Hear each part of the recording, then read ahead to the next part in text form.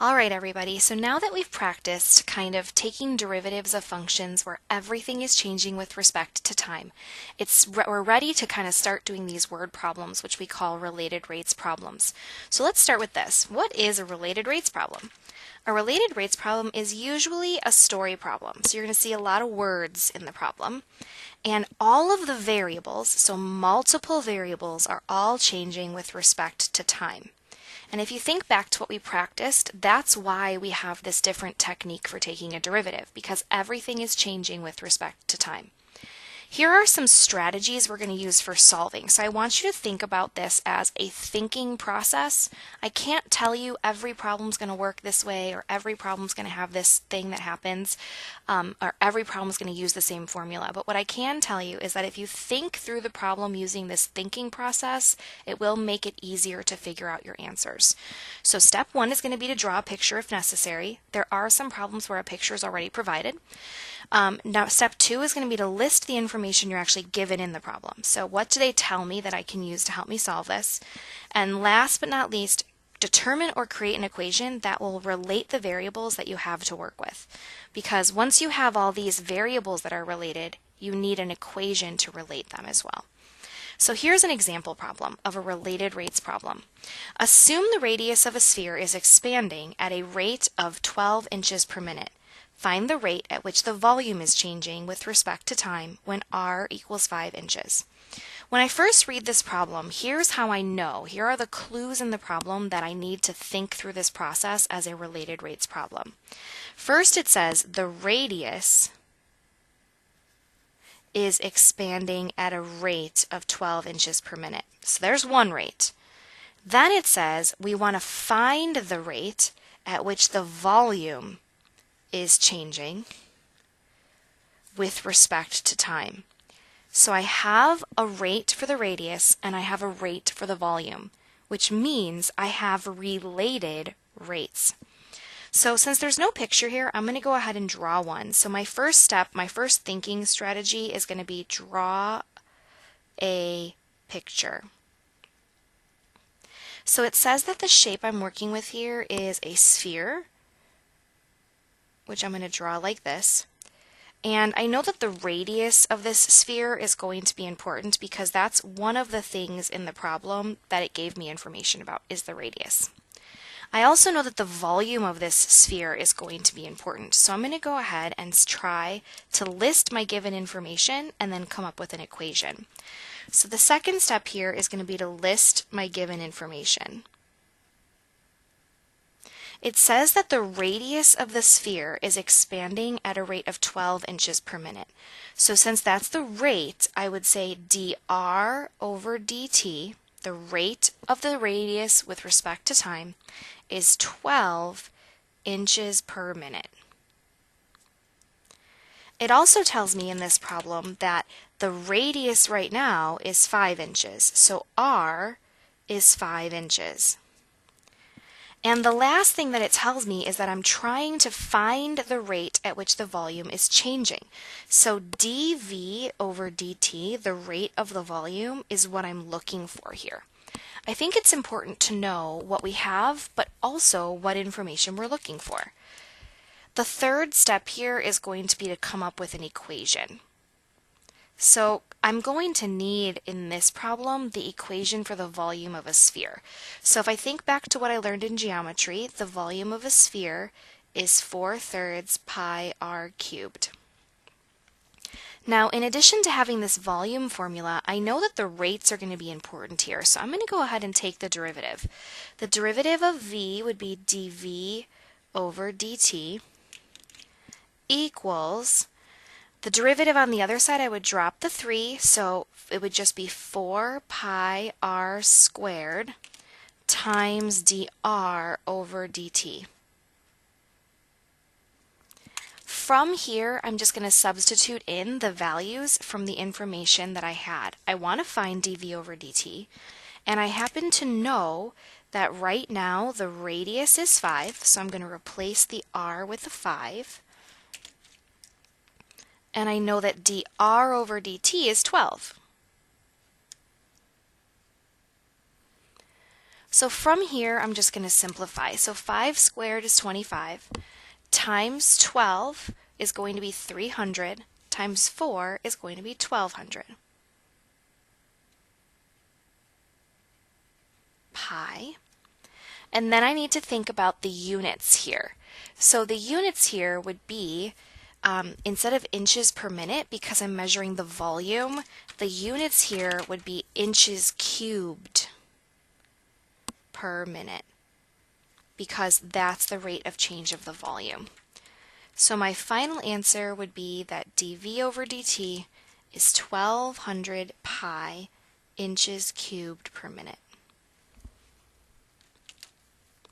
For problem number 2, which is going to be a very similar type of problem, it says a crowd gathers around a movie star forming a circle. The radius of the crowd is increasing at a rate of 3 feet per second. How fast is the area taken up by the crowd increasing when the radius is 15? So what I'm going to do is just start by recognizing that this is a related rates problem. And I'm going to know that because it tells me that the radius of the crowd is increasing at a rate of 3 feet per second. So there's my first rate. And it says how fast is the area taken up by the crowd? The area taken up increasing. So I've got the radius increasing and I've got the area increasing, and I'm looking at their rates, which means this is a related rates question. I have rates that are related. The other piece of information I'm giving here is that the radius is 15 feet. So I'm going to start with the same idea. The same idea is going to start with drawing a picture. Now it tells me that their crowd is forming a circle. So I'm going to draw a circle. The movie star's in the middle. Clearly the radius of this circle is going to be important because I'm given information about it. The second thing I'm going to do is identify the list of information that I know from the directions. So in the directions it tells me the radius is increasing at a rate of 3 feet per second, which means dr over dt is 3 feet per second. It also tells me that the radius right now is 15 feet, and it tells me that I want to know the rate of the change of the area. So dA over dt is what I'm trying to figure out. So my third step here is going to be to come up with an equation. Now the equation for the area of a circle is going to be pi r squared. From here I'm going to take the derivative so that I can focus on the rates. So dA over dt is equal to, I'm going to go ahead and drop the 2, so 2 pi r, and then times dr over dt because the radius is changing with respect to time. Now I'm going to just plug in the values that I have. So I know that right now the radius is 15, so I'm going to replace the r with a 15, and I know that the dr over dt is 3. Here I'm just going to multiply, so 2 times 15 is 30 times 3 is 90 pi, and that's going to be the rate of change of my area. Now if I think about units, since I'm finding the area, it would be feet squared per second, and that would be my answer.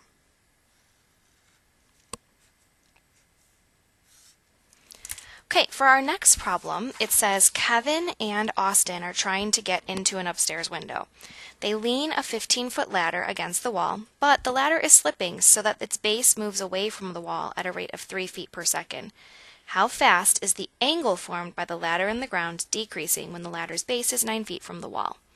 So, if I read this problem, it says, they're leaning a 15-foot ladder against the wall, but the ladder is slipping, so the base moves away from the wall at 3 feet per second. There's a rate.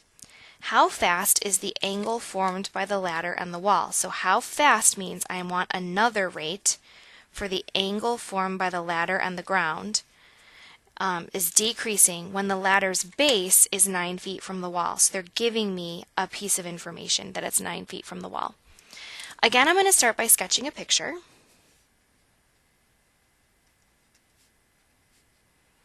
So if they lean the ladder against the wall, you may not have seen a ladder like this in a while, so I'm going to remind you. We've got some kind of a building, and there's a wall here. and we're leaning the ladder against the wall. This is a ladder that's just one big long ladder. It's not one of the ones that's like an A-frame ladder where it stands up on its own. It's one of the ones where you have to lean it against something to stand it up. Now, the ladder, it says, is 15 feet long. And no matter how much the ladder moves, it's always going to be 15 feet long. So I'm going to go ahead and label that as 15 feet because that's a value that's not changing in the problem. Now, how high up the wall the ladder reaches and how far away the ladder is at the bottom from the wall are two things that are changing. So it says here that the ladder is slipping, so its base is moving away from the wall. Here's the base of the ladder. That base is moving away from the wall. So I'm going to call that B. And the reason I'm giving that a B instead of a number is that that value is changing. It's moving away from the wall. It also says I want to know information about how fast the angle formed by the ladder and the ground. So if this is the ladder and this is the ground, here's the angle, and I usually call my angles theta that I'm talking about.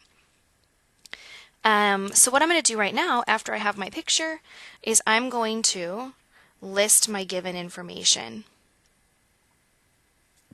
So I know that right now the base is 9 feet from the wall, so B equals 9 feet. I also know that the base is moving away from the wall, so dB over dt is going to be 3 feet per second. And I'm trying to figure out d theta over dt. How fast is theta changing? Next, I'm going to try to figure out an equation. As soon as an angle is involved, I'm thinking about trigonometry, so things like sine, cosine, and tangent.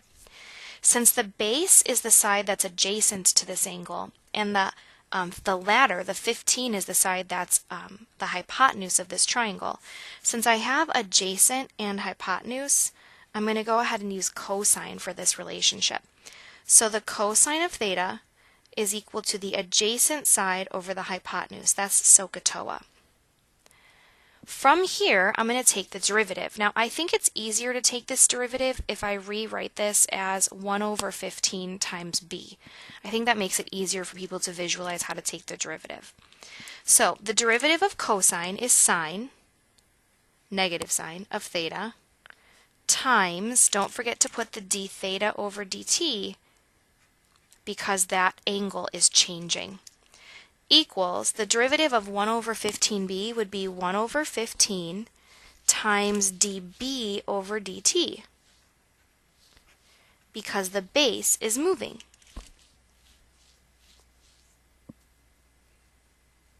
All right, now I'm going to go ahead and plug in what I know. I don't know theta, so I can't plug that in, but I do know dB over dt.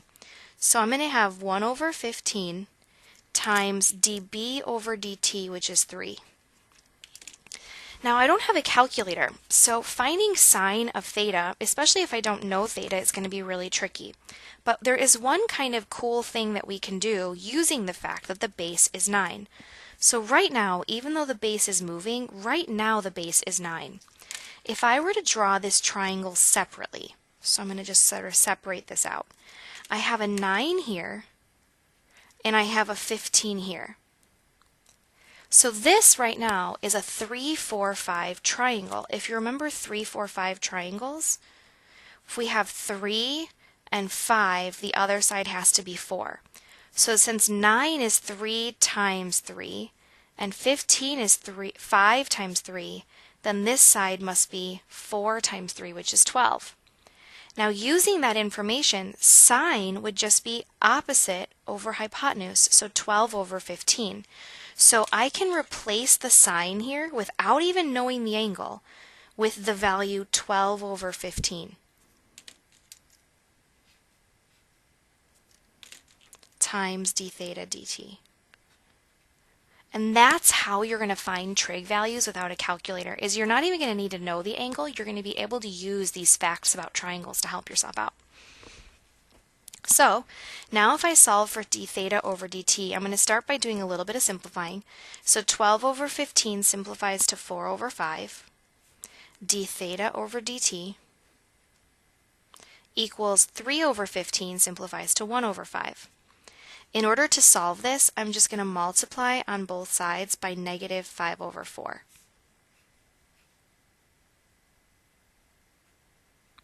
That's going to make this fraction cancel, so I get d theta over dt equals, the 5 and the 5 simplify, so it's just negative 1/4. And we're measuring this in radians, because it's an angle, per second.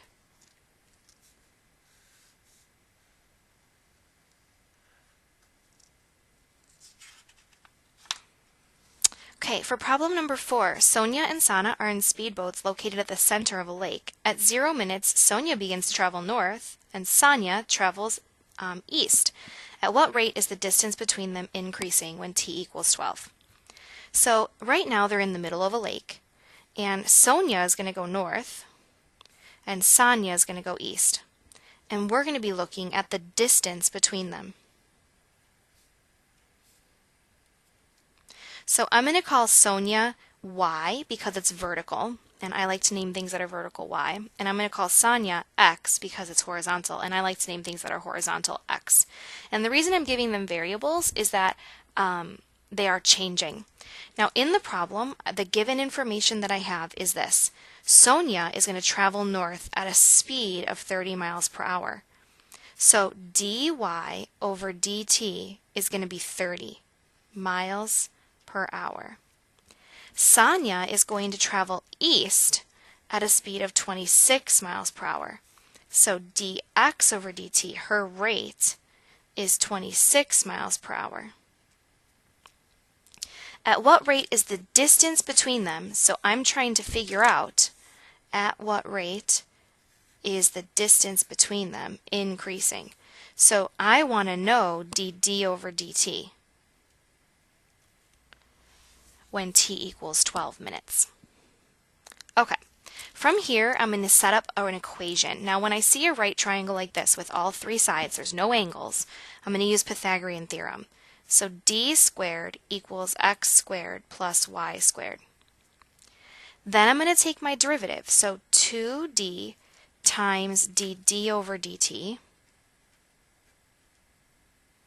equals, and then I'm going to take my derivative, so 2x times dx over dt, and then I'm going to take a derivative, so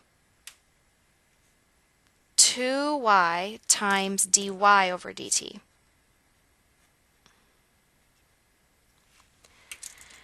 Now if I look at what I know dx over dt and I know dy over dt, so I can go ahead and plug those in. So I have dx over dt is 26 and dy over dt is 30. But I need to know the d, the x, and the y because I need those values to plug in, otherwise I don't have enough information to solve. So one thing I'm noticing is that in this problem they told me I stopped after 12 minutes. Now 12 minutes is 1/5 of an hour because there's 60 minutes in an hour, so it's 12 out of 60, which is 1/5. If I go 1/5 of an hour and this boat was moving at 30 miles per hour, then in that 12 minutes, I could have gone 1/5 of that, which is 6 miles. In 12 minutes, I could have gone, if this is 26 miles per hour, 26/5 of a mile in that amount of time. So that's going to allow me, actually that should have been a 25. I think that was a typo. I apologize, you guys. 25. This was supposed to be a no calculator question, and if it's 26, that's a lot harder. So let's change that to a 25 to make our lives a little bit easier. I apologize. So this would just be 25 over 5, which is 5. Using the 6 and the 5, I can figure out this missing number using Pythagorean theorem. So I would do 6 squared plus 5 squared equals my distance squared, which is 36 plus 25 equals my distance squared. So my distance is going to be the square root of 61. So using those pieces of information, I have enough to fill in the rest of my equation. So I would have 2 times the square root of 61 times dd over dt. And then I'm going to have 2 times, I figured out that my x was 5. And then I'm going to have 2 times, I figured out that my y was 6. Now, since everything's filled in except for the thing that I was trying to find, I'm ready to go. So I just simplify this. 5 times 5 is 25 times 2 is 50. 6 times 3 is 18 times 2 is 36. And here I have 2 square roots of 61 times dt over dt. 50 plus 36 is 86. And I'm going to divide by the 2 square roots of 61. So dt over dt would be 86 divided by 2 root 61, which if I divide 86 is just 43 over root 61. And I'm done. Now that rate is going to be measuring a distance, so miles per hour. Alright, these last two problems are examples of problems where you really need to think about how to find the information to complete your equation. So in the first problem, we were able to use trigonometry to find those missing sides with special right triangles. And in the second problem, we were able to use the fact that it's distance and time to get how far they actually went. Thank you guys so much for watching. We have a couple more examples to try when I see you in class, and we will practice. Have a great day.